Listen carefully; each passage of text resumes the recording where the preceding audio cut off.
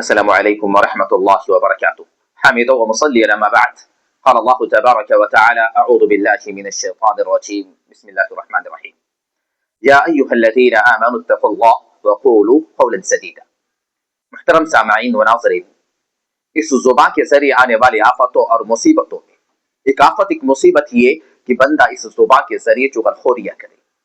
یعنی ادھر کی ادھر اور ادھر کی ادھر کرتا ہوا نظر آئے۔ مقصد یہ ہو کہ اس طرح کر کے وہ دو لوگوں کے دلوں کے اندر نفرت و عداوت کو پیدا کرتے، دشمنی اور عداوت کی بنیاد ڈال دے، لڑائی اور جھگڑے کا ماحول پیدا کرتے۔ جبکہ آج ہمارے معاشرے اور سماج کے اندر یہ گناہ بڑی کثرت کے ساتھ پایا جاتا ہے، لیکن افسوس کہ ہم اس گناہ کو گناہ نہیں سمجھتے، اور اگر گناہ سمجھتے بھی ہیں تو بڑا معمولی گناہ، حالانکہ یہ گناہ بڑا سنگین ہے۔ اس گناہ کی خطرناکیاں تباہیاں بڑی ہیں۔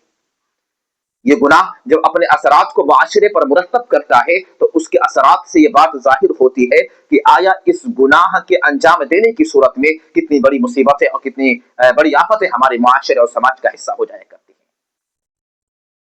اس گناہ کے متعلق جناب محمد مصطفیٰ صلی اللہ علیہ وسلم کا یہ فرمان ہے کہ آیا یہ ایسا گناہ ہے کہ جس گناہ کو انجام دینے کی صورت میں، یعنی ایک بندہ اگر اس دنیا کے اندر رہتے ہوئے چغلخوریاں کرتا ہو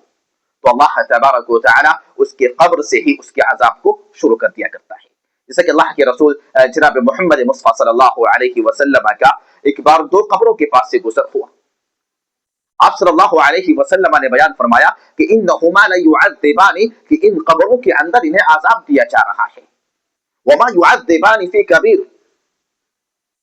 اور انہیں جو عذاب دیا جا رہا ہے، جن کو عذاب دیا جا رہا ہے، ان کے خیال کے مطابق یہ انہیں کسی بڑے گناہ کی پاداش میں عذاب نہیں دیا جا رہا، یعنی انہوں نے کوئی ایسا بڑا گناہ نہیں کیا ہے جس کی وجہ سے انہیں قبر کے اندر عذاب دیا جا رہا ہے۔ حالانکہ وَإِنَّهُ لَكَبِيرٌ، یہ بڑے گناہ ہیں کہ جن کی پاداش میں، جن کے انجام دینے کی صورت میں اللہ تبارک و تعالی انہیں قبر کے اندر عذاب سے دوچار کر رہا ہے۔ گناہ کیا ہے؟ اما احدکما فکان یمشی بالنمیمہ، ان میں سے پہلے کا گناہ یہ ہے کہ وہ دنیا کے اندر چغلخوریاں کیا کرتا تھا، ادھر کی ادھر، ادھر کی ادھر کیا کرتا تھا۔ نتیجہ یہ کہ اس کے اس گناہ کے انجام دینے کی وجہ سے اللہ تبارک و تعالی اسے قبر کے اندر عذاب سے دوچار کر رہا ہے۔ دوسرا، وَأَمَّا الْآخَرُ فَكَانَ لَا يَسْتَنزِهُ مِنْ بَوْلِهِ، وہ شخص ہے، وہ انسان ہے کہ جو اس دنیا کے اندر پیشاب وغیرہ کیا کرتا، استنجا کرتا تھا، اور نتیجہ یہ ہوتا تھا کہ اس کے پیشاب کرنے کی صورت میں اس کے پیشاب کے چھینٹے اڑ کر اس کے اوپر آیا کرتے تھے، اس سے اپنے آپ کو بچاتا نہیں تھا، یعنی پیشاب کے چھینٹوں سے اپنے آپ کو محفوظ نہیں رکھتا تھا۔ نتیجہ یہ کہ اس گناہ کے انجام میں، اس گناہ کے انجام دینے کی صورت میں، اس گناہ کو کرنے کی صورت میں کہ وہ اپنے آپ کو پیشاب کے چھینٹوں سے محفوظ نہیں رکھتا تھا، اللہ تبارک و تعالیٰ اسے قبر کے اندر عذاب دے رہا ہے۔ کہنے کا مقصد یہ ہے کہ آیا آج ہمارے معاشرے اور سماج کے اندر زبان کے ذریعے جو زہر پھیلایا جا رہا ہے، وہ زہر جو دلوں کو چیر کر رکھ دیتا ہے، جو لوگوں کے درمیان نفرتوں کو پیدا کرتا ہے، دشمنی اور عداوت لوگوں کے حصے میں آیا کرتی ہے، یہ سب چغلخوری کہتے ہیں۔ یہ گناہ اس قدر خطرناک ہے، اس کی سنگینیاں اس قدر خطرناک ہے کہ اللہ تبارک و تعالی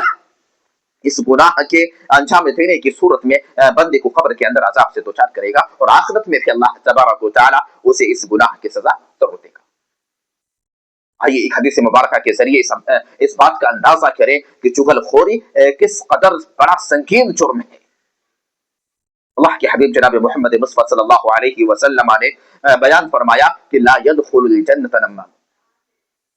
اس طرح ایک دوسری روایت کے اندر کہ لا يدخل الجنت قطاع، کہ ایسا شخص جو اس دنیا کے اندر چغلخوریاں کرتا ہے، اللہ رب العزت اسے جنت کے اندر داخل نہیں کرے گا، اسے جنت نہیں ملے گی۔ آپ اندازہ کریں کہ جس گناہ کو ہم معمولی سمجھتے ہیں یا جسے گناہ نہیں سمجھتے، جو ہمارے زبان کے ذریعے معاشرے اور سماج کے اندر وجود میں آتا ہے، کہ جس زبان کے ذریعے یہ چغلخوری کا جو زہر ہمارے معاشرے اور سماج کے اندر پنپتا ہے، نتیجہ یہ کہ جو لوگوں کے دلوں کو چیر کر دشمنی اور عداوت کے بیچ بوتا ہے، یہ ایسا گناہ ہے جو ہمیں اس قبر کے اندر ہمارے قبر کے اندر بھی عذاب کا ذریعہ اور